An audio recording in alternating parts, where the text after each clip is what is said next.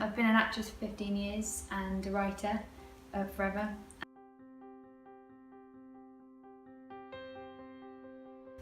Well, I'm doing a degree with the Open University, and I did a course on creative writing, and Stephen O'Brien was the tutor for that particular course, and one of the things I'd written he absolutely tore into, and he was absolutely right to do so. I thought I'd written this incredible collection of poetry and he didn't agree. But another thing that I wrote he did like, and I sort of upped my game by that point, and then he got in touch, and then that's how I became involved with the magazine. Thinking about this the other day, I think it was listening to Destiny's Child when I was younger and not being able to relate to the song lyrics, and then feeling increasingly frustrated with song lyrics that didn't quite resonate because they weren't mirroring the experiences that I was having. We're talking about like as an 8-year-old, 9-year-old child. So I started writing to kind of get my own, it was like, you know, creating my own kind of thing that I was looking for, and that was the beginning of it.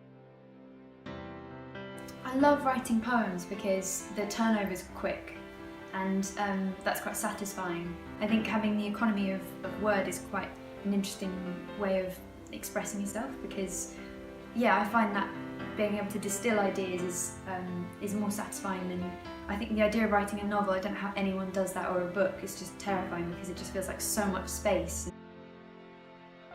I love anything written by women, but in particular it would just be Dorothy Parker would be my absolute all-time heroine. From the second I discovered her, it sort of sparked something, and there was like a feeling of finding a soulmate, or just this kind of aliveness from finding this woman who wrote this particular way that so encapsulated things that I wanted to express, but she writes in such a painfully hilarious. I read it, a friend of mine, I lent a book of hers too, and he said that it was like being tickled by heartache, and I thought that was an absolutely perfect way of describing the effect her words have on me. I hope everyone has a lovely Christmas.